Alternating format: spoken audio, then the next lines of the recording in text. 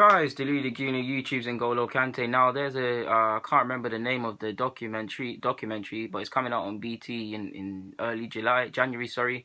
It'll be talking about the young players, how they get paid enough and get paid a lot, and their whole journey in football, and how they get integrated to the first team and things like that. But long story short, Wenger spoke about 17-year-olds should get paid the same. All 17-year-olds should get paid the same, and I don't know how I feel about that. But before I get into my views, yeah, man, let's speak about what he said.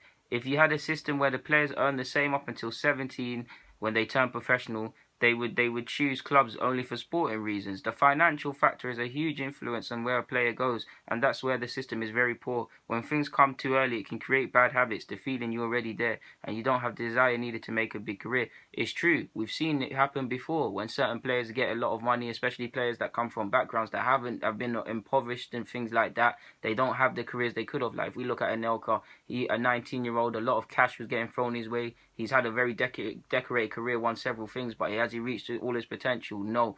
And we know in the day and age, I've spoke about this before, how much I hate the shirt giveaways, how much I hate how if I'm a 17-year-old, I score for my youth side. I'm a wonder kid. People that have never seen me before wanna be in this culture of saying I found the next wonder kid or I knew about him. So they're gonna write paragraphs about you on social media. People are gonna find 5-second clips of how good you are, despite the fact that over 90 minutes you could have been crap. These are the sort of things that gets into a 17-year-old's head. You can be a world star, world class, without actually kicking a football for your men's side. So I agree, I get it, and I get the money thing. And in an ideal world, they should have that.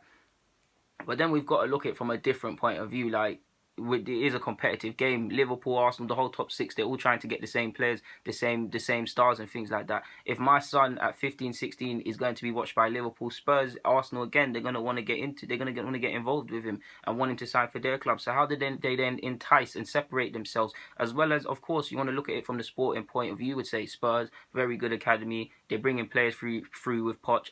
You'll get chances here.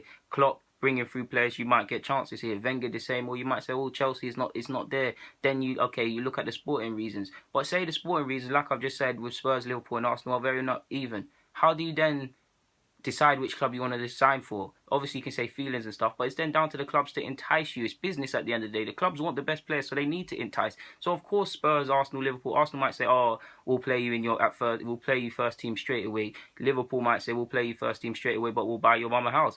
Spurs might say, we'll play you first team straight away, but we'll buy your mum a house and give your dad a job. These are the sort of things. It's not right, but it's business. They want that player, so they're going to do these things. Common sense has to prevail. Not only that, experts are now saying at 13, 14, 15, these are the new times you need to find the next star. Like Kylian, people knew at 13, 14 if he was going to be the star. So if you find that guy at 13, 14, you're going to want him to sign. You're not going to want to fluff about. Of course, you want them to look at the sporting reasons, but you're going to offer his mum a house. You're going to offer private education and things like that. And if I put myself on the other point of view, if I'm a parent, I want that. That's a chance for, if my kid's not a baller, he's gone to private school, exposed to an exclusive network of people which can help him. Fantastic education, learning languages and that. The sporting thing opens up contacts as well if he wants to go into the field. So he can do his thing. It's like, bro, it's simple stuff, man. If we look at it, Nike is obviously going to show you different from Adidas or things like that. Or Tesco's might run a 2-for-1 promotion, 2-for-1, and Sainsbury's might say 50%. It's business. They're gonna have to do that, man. They're gonna have to do that. Obviously, you've got the agents trying to steal and make money and not always put the best sporting interests of their client at heart as well. So it is gazy, and I don't think this can be controlled. Even if we look at Ruben Loftus-Cheek, it's well known he was made a millionaire at 17 years of age at Chelsea. Why they did that, we don't know. It's clearly been backed up. He's going to played for England and he looks to have a bright future, whether it's at Chelsea or somewhere else, right? Let's just say United, Arsenal, etc. were all in his ear saying, all right, you're not going to get chances at Chelsea, come here. And then Chelsea said, you're going to get chances. And to show you how much we value you as a player, we're going to give you a hefty new contract. Whether you agree or not, business. Like, you have to see all points of view. And yes, all clubs do fail to integrate players consistently at 17 years of age. Yes, in an ideal world, everybody should be on the same amounts of money. But the reality is that's not life. Some players are all clearly got more potential than others. There's some players you don't quite see their potential, and you might not think they're going to be a footballer, and they turn out to be world class. And world class ball potential, that's crap. But on a general basis, you can tell at 15, 16, 17 who is going to, even younger at times, who is going to be a star. So you're going to want to entice them. It's levels, like. And if we look at it from a different point of view, if it was a job, of course, 17-year-olds getting all this money in the job would be mad.